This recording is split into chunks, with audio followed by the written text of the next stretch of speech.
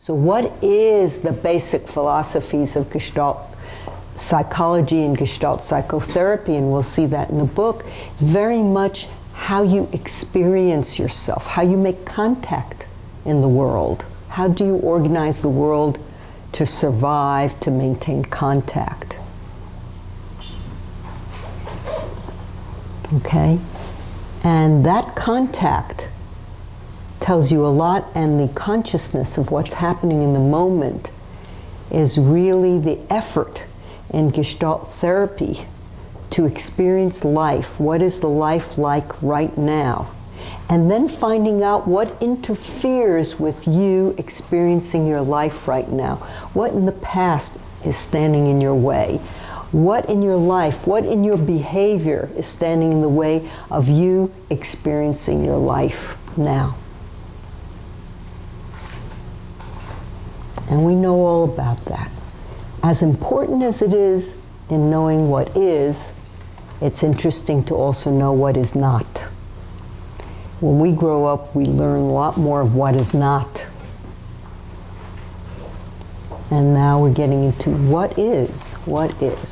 So the philosophy of Gestalt therapy is really different.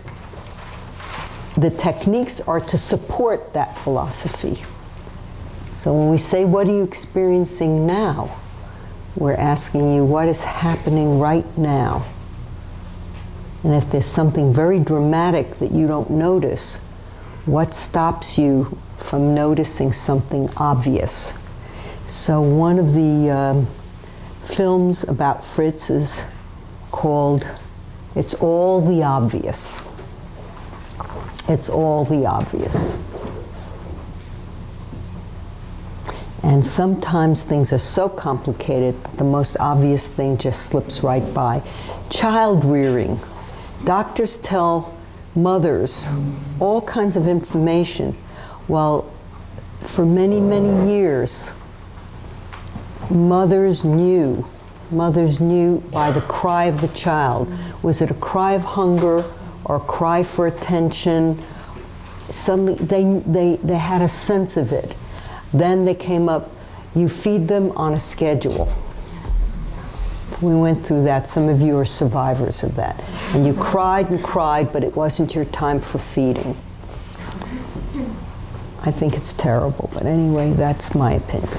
Then the next thing came, no, you feed them whenever they cry. So which is the difference in the cry? Is it cry for food, or is it just cry for you to come? Who trains whom? Who's the trainer? The baby or the adult? Probably after a while.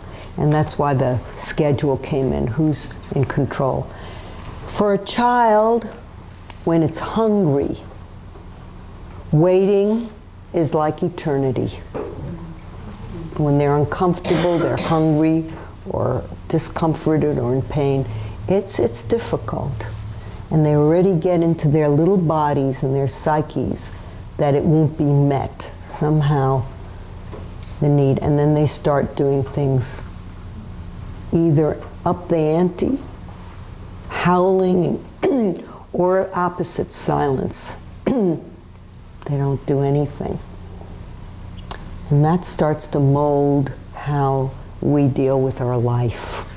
It's very important. So that's what Gestalt is about, in the sense of paying attention to that experience and watching how you take in an experience.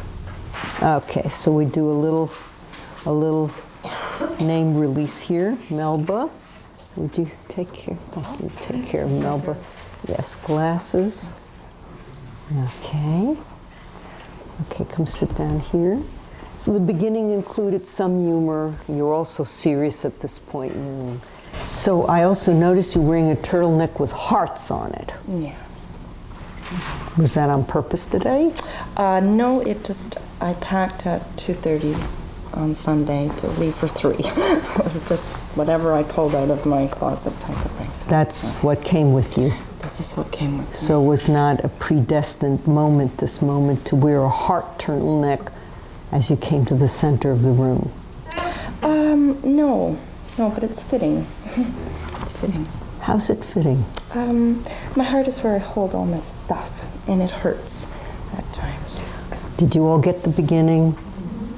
Okay, so I'm just going to interrupt a couple of times because this is so gorgeous I can't help myself. Okay, the obvious is I was very attracted. What's the obvious? What becomes foreground for me? What becomes foreground for me is this wonderful shirt you're wearing, okay, with hearts on it. Isn't it interesting that when we come to what the issues are, you are sharing with me about your heart? Right. So it may not have happened this way, but it did. And it's only because it's what stood out. It's a very interesting shirt. Actually, now that I think back, I was looking in my drawer. Aha. And I thought, oh, should I bother? And I did grab it because I don't wear it very often. You grabbed it because you don't wear it very often, but you went and got it, didn't you? Well, it was there, and I did consciously take it and grab it. Right. Okay.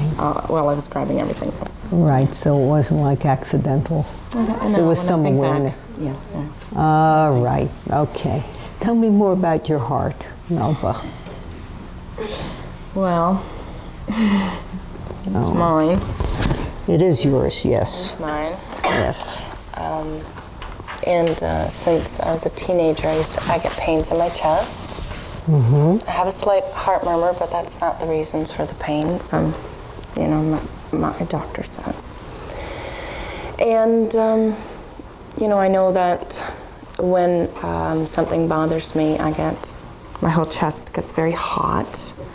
I can feel it's very, very uncomfortable. Yes. To the point where I really, if it's in conversation with somebody else, I really just wish to leave. Yes. I can't. It's just very uncomfortable. Yeah. Yeah. Okay, dear. So would you lie down on your back with your head over there? Sure. And I would just come around.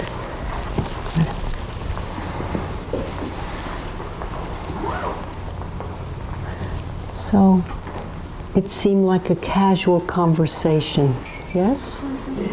And it was casual in the tone.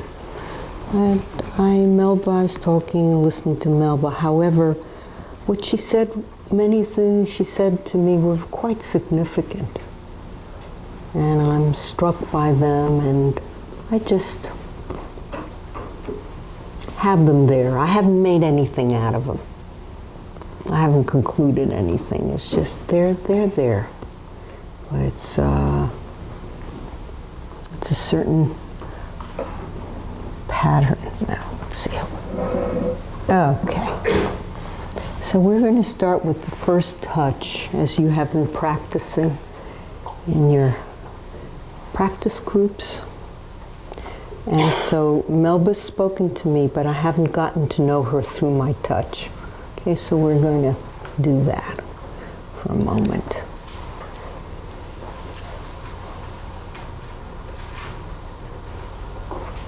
Okay.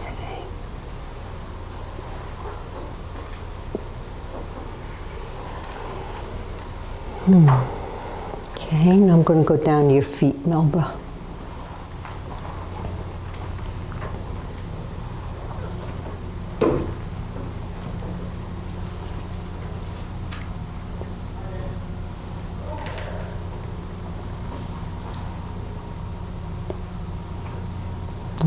Okay. Do you like to walk? Yeah, I guess. I jog. You jog. I jog. That's okay. Okay, you jog. All right. Okay. I'm going to slip my hand gently underneath your left hip joint. Okay. And I'm going to place my other hand on top. Okay. All right? And would you send your awareness down to where my hands are? And notice if you have anything that you would like to say to your pelvis and hip joints right now. Well, what comes to mind is to loosen up. Okay, so would you say that to your hip joint and pelvis? Loosen up. Hip joint and pelvis. Loosen up. Loosen up. Loosen up. Okay. So, and what does your hip joint respond? How does your hip joint respond? Yeah, right. Mm-hmm. And that was the truth, because when you said, yeah, right, and started to laugh, it loosened up. When you said loosen up, it said, oh yeah, and you hit it right on the head. It was going, oh yeah. And so what's happened now is, as you allowed that part to loosen up, we have this phenomena and this phenomena. So, Melba, what do you experience as I gently move this side here and this side? I can feel the difference on how high it moves. Mm-hmm. This one moves farther up here, and this one isn't. And this leg feels longer. Yes, and it is longer. Mm-hmm. Okay. All right. So there's something else I discovered about Melba, and that she can tell the difference. Because you're also an educator. You have a therapeutic relationship, but you're also, at this point, curious if her leg was longer and moved very loosely and she said, nothing, I would just note that. It means we have another part of our relationship would be to teach her differences. Maybe she or he, whatever, doesn't want to feel anything. Who knows? We don't know the reason. But we know that when there's a dramatic shift and the person says, it's like the guy who has one shoulder up like this, the left shoulder down. I had him for weeks and weeks and weeks, and finally when he dropped one shoulder, I said, well, John, how do you feel? He says, I feel like this. I feel the other shoulder's up. Okay? So we had to do a lot of work with the congruency between what he thought was happening and what indeed was. So she's congruent. So I found, in fact, as we talked, this is what's happened now. Do you feel how far it's going up? Mm-hmm. It's just creeping up into her torso. All right, so let's come to the other side. And we're going to very gently slip my hand underneath here. Okay. And place my hand on top. Okay. And what message would you like to send to this side? Well, the message I'm getting is I'm tired. I'm tired. Okay. Right. Message you're getting from your pelvis and hip, or the message you're sending to it? The message I'm getting. The message you're getting from down here is I'm tired. I am tired. Okay, something's happening. Okay. I'm tired of. I'm tired of, and just put in anything you want. I'm tired of. All the shit. Just all the shit. That's it. I'm tired of all the shit. Okay. There she goes. Okay. All right, see. That's okay. Now, as you said, I'm tired of all the shit, just opened up and cascaded. Okay, so let's develop that, Melba. I'm tired of all the shit. And what is this shit? Questioning myself. Mm-hmm. Questioning yourself. Mm-hmm. That's a big one. That's a big one, questioning. So what are the questions you question yourself? What are the questions? Questioning yourself.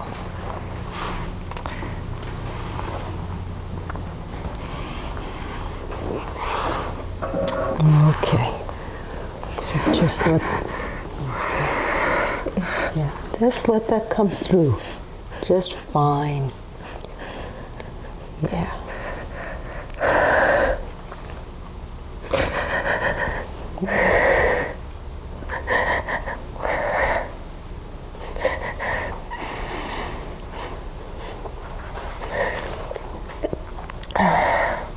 How am I going to make it? Yeah. How are you going to make it? Yeah. Yeah.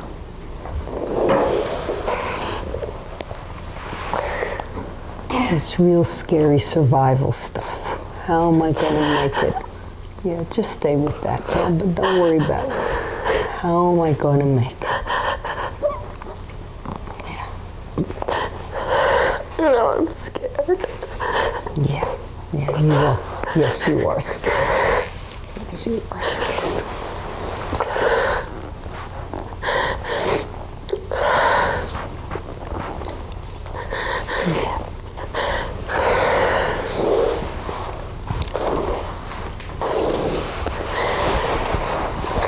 And when that voice says, how am I going to make it? How old is that?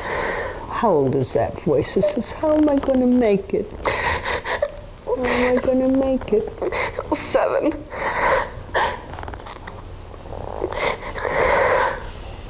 Yeah, 7 years old. A little girl, a little 7-year-old, huh? Little 7-year-old Melba. How am I going to make it? Yeah.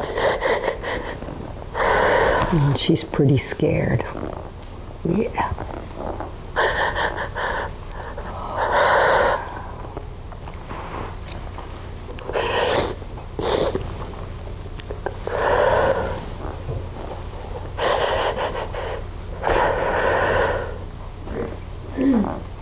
What's happening?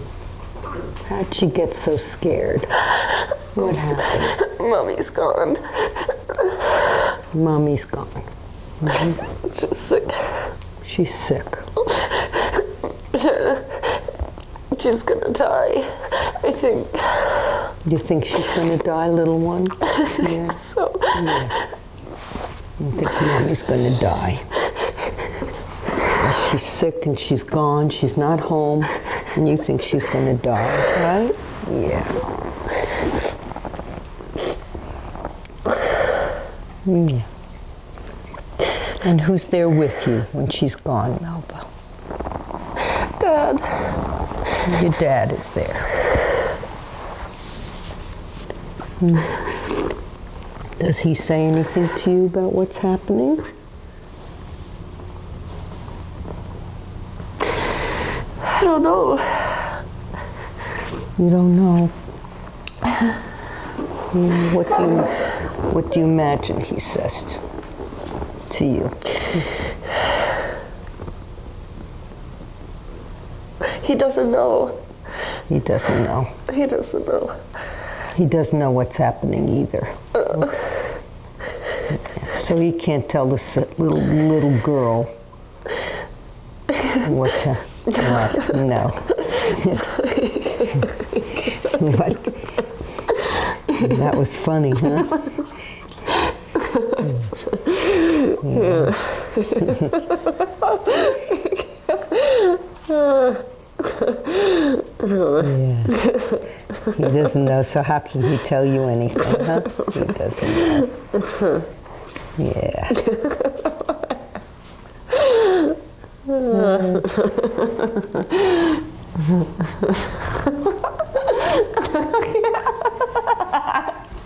That's pretty funny. That is funny. Got a grown man shouldn't know what's going on, huh? A 7-year-old doesn't know, so at least the adults should know, right? I don't know. Nobody knew what Nobody knew what was going on. Nobody knew what was going on. No, but you know, I can't get this out of my head. Yeah, so keep shaking your head and tell me what you can. What can I get out of it? I was in grade 2. Yeah. And I always got milk, and I was the only kid in the class that got white milk. and what did everybody else get? Chocolate milk. Everybody else got chocolate milk. Everybody else got chocolate milk, and you got white milk. Yes, but it cost 10 cents. I don't know if it was 10 cents a day or 10 cents a week. It was a pittance. But I remember that at some point during that grade I couldn't get it anymore because it cost too much.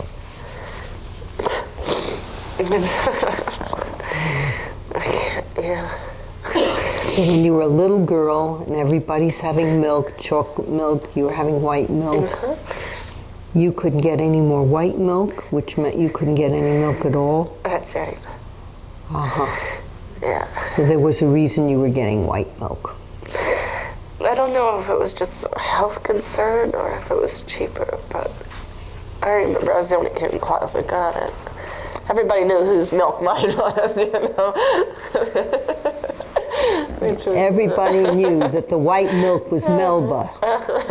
Melba's white milk. I can't have it anymore. I can't have the milk. I can't have the milk anymore. Yeah. Because my daddy didn't have any money. Because my daddy didn't have any money. Even that little wee bit. Even that little wee bit. Yeah. Yeah. So you can't have any more milk, even that little wee bit, and in the middle of all this, your mother gets sick. She's in the hospital, probably. She was in the hospital, probably. Okay. Yeah. So lots of stuff is happening in your family. Do you have any more siblings in your family? I've got a brother and a sister. Okay. And what's your age with them? My sister's a year younger. My brother's 2 years older. So when you're 7, she's 6, and your brother is 9. That's right. Mm-hmm. And what does your dad do? What is his work? I think he works in the bush. He works in the bush. And what does he do in the bush? He cuts wood and brush and stuff. He cuts wood and brush. Yeah, I think that's what he does. He's in the bush a lot, you know. He's in the bush a lot. So he's out there in the bush a lot. Right. And you don't know exactly what he does, but he's out in the bush. Yeah. Yeah. And before your mom got sick? I can't remember before my mom got sick. So in your memory, your mom was sick a long time. That's forever. I know that she was, when I was 5, she was in the hospital for 13 months. I think it was around just when I was 4 or 5. I can't remember when she wasn't sick. Mm-hmm. Yeah. Yeah. So you being born and another child being born after you, a year after you, and you always remembering your mother being sick. Right. Right? Mm-hmm. Yeah. She was in a wheelchair. And she was in a wheelchair. Yeah, and I can't remember when she could walk. So I know that I can't remember that before she was sick. All right. So apparently sometimes she could walk and then something happened and she couldn't and she was in a wheelchair. That's right, she had lupus. Okay, so they finally worked out what they thought it was. That's right. Okay. All right. Okay. And how do you experience energy going through your body right now? You're doing a lot of streaming and energy going through. How's that for you? I'm shivering, like I'm shaking, like I'm cold. You know, you shake when you're cold. Yeah. And you're very hot. So this shivering and shaking is coming inside. Right. Inside. So lots of energy is releasing and streaming through you. Right. Mm-hmm. Mm-hmm. Yeah. Okay.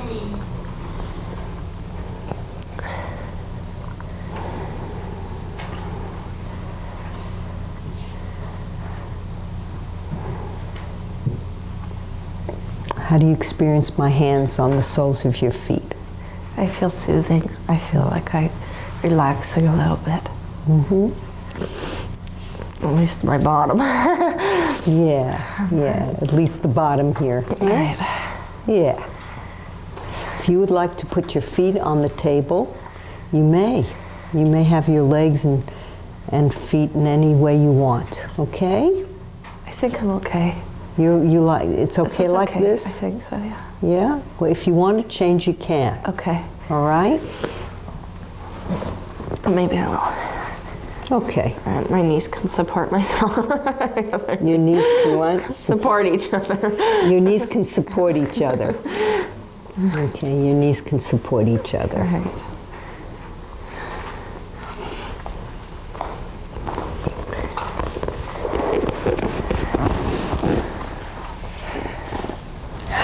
Where's your mom now? She died. How old were you when she died, Melba? I was 21. You're 21. Yeah. So it's from the time you were 3, 4, all the way to you were 21. That's correct. So through your adolescence, your teenage, Yes. and young adult. Right.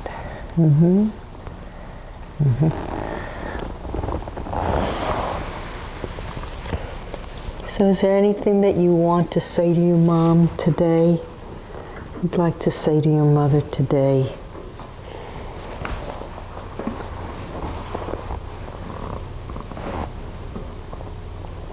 I want to tell her it wasn't her fault. Okay. So wherever she is right now, and she probably is listening to what you're saying, wherever she is, why don't you tell her that? You call her however you called her, you call her and tell her that. Mumsy. Mum. Mom. It wasn't your fault. No. It wasn't your fault that. It wasn't your fault that you were sick. It wasn't your fault that you're in the hospital. It wasn't your fault, you know. We were little. Alone. We were alone. We were little We were little. and alone. And alone. Yeah. With Dad in the bush. I'm trying to put that together.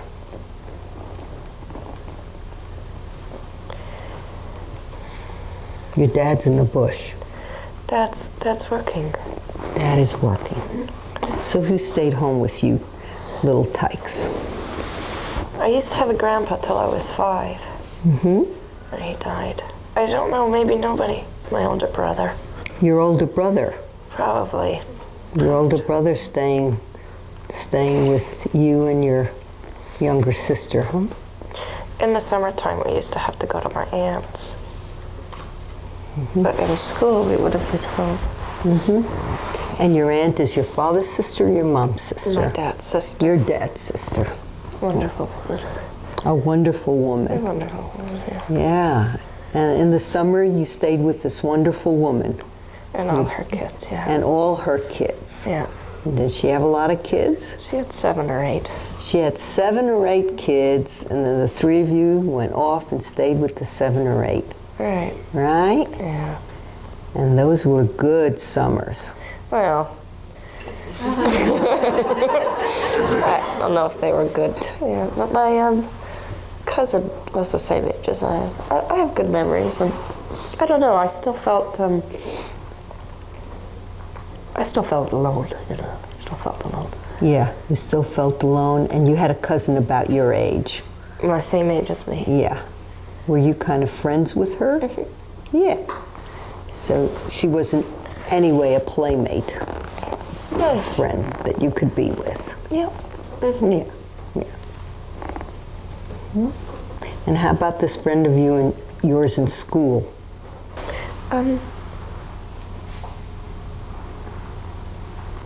Yeah, I can't remember when she was really little whether we were friends. We maybe became friends when we got a little bit older. I don't remember having friends in grade 2. So you don't remember having friends in grade 2? No, I was very different from the rest of the children. How were you different? I was grown up and alone. You were already in grade 2 grown up. Yeah, they were all little. They were little. They were little. They were little. You were grown up, and they were little, right? Yeah, that's right. Yeah, because from the family you came from, you felt grown up. Right. Already 7 years old, you felt grown up. Right.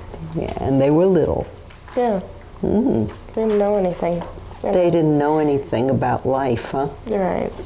You knew a lot about life already Yeah. at 7. Yeah. Pissed me off. I was wondering. So, there They you got all the good stuff. And they got cookies in their lunch and great toothpaste. All that stuff, and I didn't have that. You didn't get cookies either when they gave out cookies? No, they didn't give out cookies. I can't remember what I ate in my lunch. I just remember we didn't get a lot of treats. You know. You didn't get a lot of treats. No. So in school, were there some treats for all the children in school? No, I don't. No, I don't think so. No. Now, if there was, I probably would have gotten them. But at home, we ate cabbage soup a lot. We had no running water. I had an outhouse. I'm 32 years old. You'd think I was living in the late 1800s. It was incredible. It was incredible. Yeah. It was incredible, and yet it was obviously different. Yes. From other homes. Oh yeah. Yeah. Cabbage soup and outhouses. That's right. Yeah, as a wood stove downstairs. We ran down to in the mornings to warm up. It's cold and heavy. Yeah. The only time I heard someone complain about cabbage soup, are you ready for this, cabbage? Was this past summer in August. I visited Findhorn. Okay? And apparently during their heyday, all their vegetables were humongous and large. And most of them were back to normal except cabbage. The cabbage is humongous and large. And morning, noon, and night, they eat cabbage. And Eileen Caddy said she can't stand cabbage anymore. It does get a bit tiresome. I would say so. So at Findhorn, all cabbage here, cabbage in every form. Cabbage soup, cabbage stew, cabbage. That they have plenty of. Plenty of cabbage. So something about cabbage. Luckily, cabbage is so rich with so much in it. Yeah. Boy. They were pretty healthy. Yeah. Great teeth. Yep. No braces, see? Yeah. That is terrific. I'm proud of you. I'm proud of you that you have such good, healthy teeth and you don't have any braces. Well, that was the white milk and the cabbage soup. It was the white milk and the cabbage soup. Between the white milk and the cabbage soup, you did it. And the others had chocolate and they have braces and their mouth is coming apart. And chocolate milk. Chocolate milk. So, yeah, boast to the kids in the class about your beautiful white teeth. White milk and cabbage soup. White milk and cabbage soup. No, I can't boast about it. You can't boast about it. I don't boast. No. You just did to me about your teeth. I know, but that's because I'm big now. Oh, you're big now. Okay. I was very, very shy. You were. I'm sure you were. I'm sure you were. Now I can. I guess I could now. Look at these set of choppers. I've been called the Colgate lady. Cabbage soup and white milk. That's right. If you want choppers like mine, the recipe is cabbage soup and white milk. Yeah. So, what would you have wished your mom or your dad? Let's choose which one. One of them can talk to you today. Okay. Which would you like to have them talk to you? Okay. Mom or Dad? You choose who you would like to change. Your dad said nothing to you about it, huh? When you were little. He didn't even know Right. why your mother disappeared to the hospital. Yeah, he didn't. He just didn't know what to do. He didn't know what to do. Okay, so I have an idea. Let's recreate that script. Okay. And let's create a dad that just knows what to do. Okay. All right? Okay. Okay, so you're 7 years old. Your mother just went to the hospital. You don't know what's happened. She's disappeared. Okay. Yeah, she's disappeared. Okay. And now, what would you like to have heard your dad say to you when you said, Dad, where's Mom? What happened to Mom? What would you have liked him to say to you?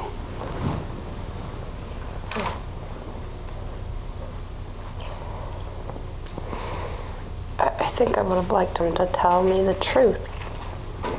To tell me what was going on, you know? Like, Okay, so would you say that to him, Dad? I want to hear the truth. Dad, I want to hear the truth. Yeah, just, you know, tell me what's really going on. Tell me what's really going on. Tell me, tell me. Okay, so what does he say? He's going to tell you the truth now. Melby's going to tell you the truth. What does he say to the little girl?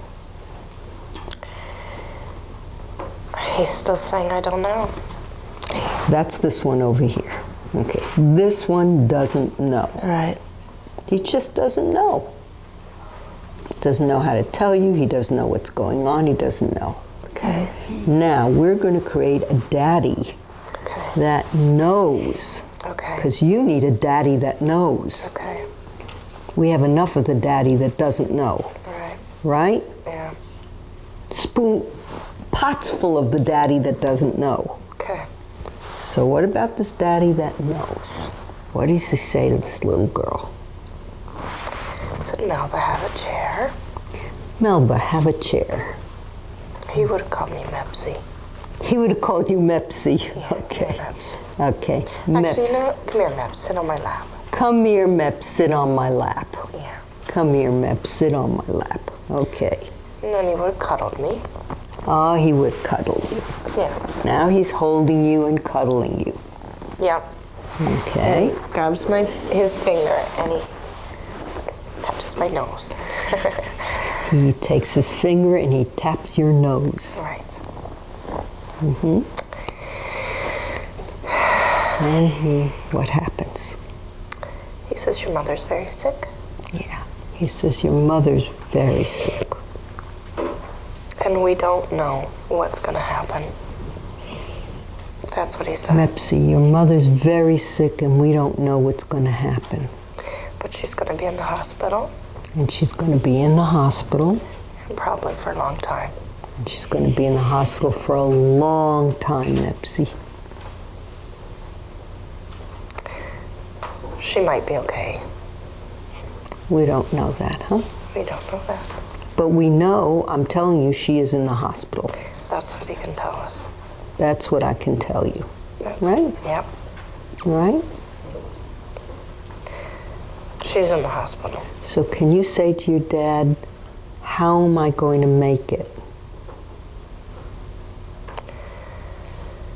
Dad, how am I going to make it?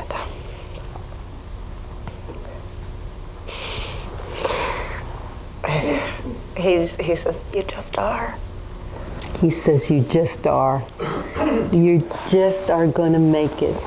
Dad, how am I going to make it? You just are. What would help you really believe you are? What does he need to tell you, you little one? What does he need to tell you about how he feels about you? And what does he need to say that you know you will make it?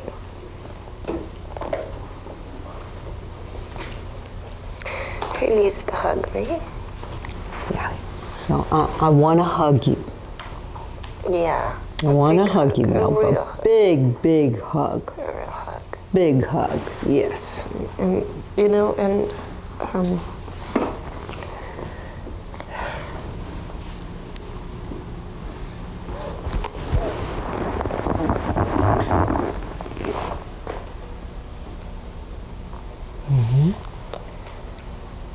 you know, you know what? What? I kind of think what I should hear from him. Yeah, what do you want to hear? You hear what you want to hear from your dad.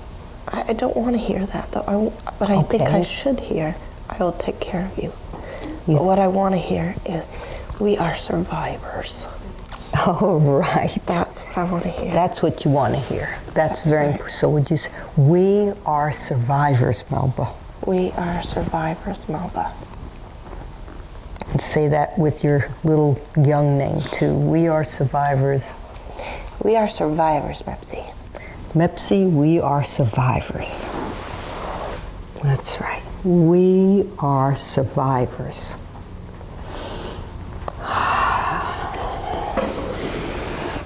No matter what happens,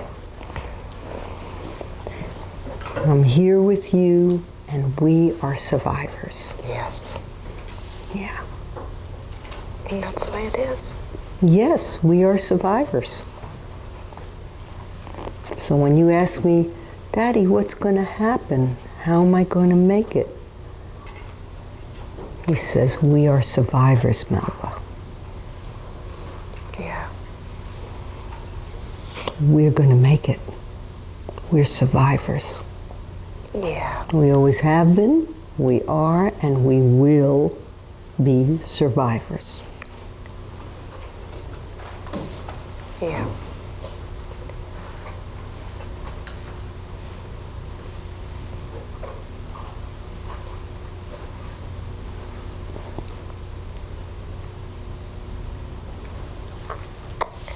Yes.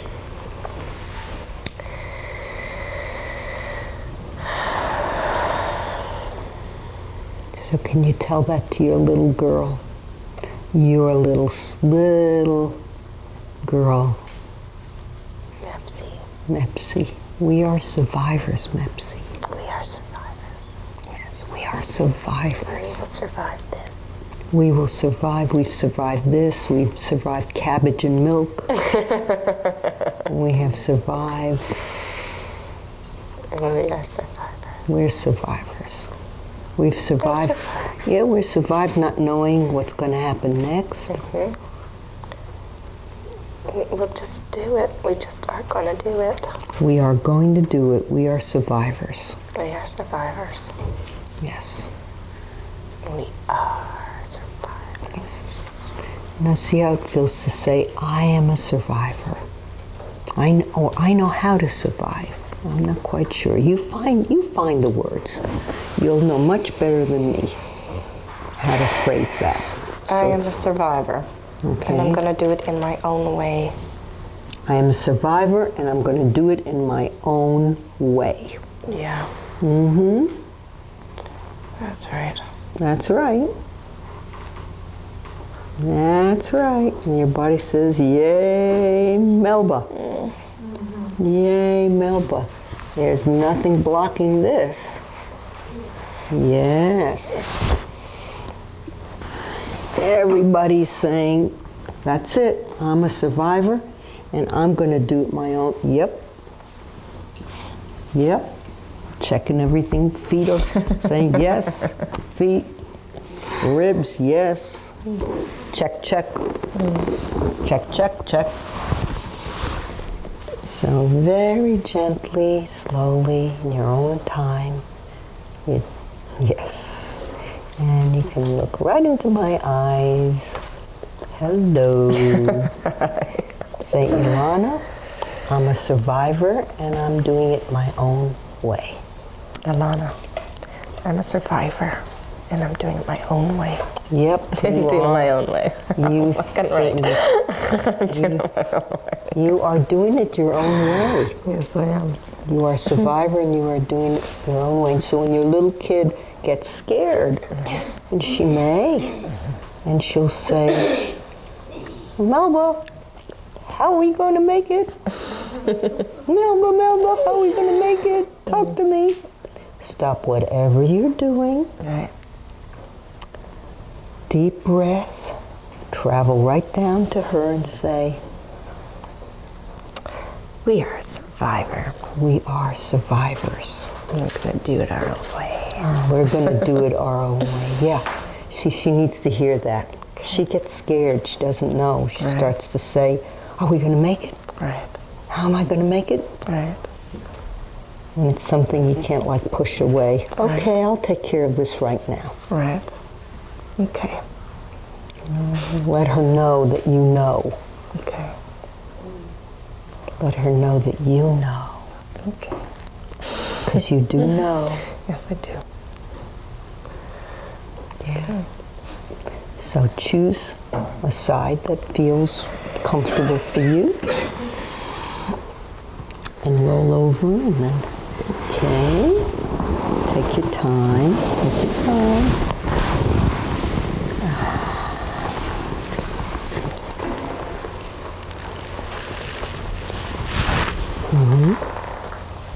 That's it.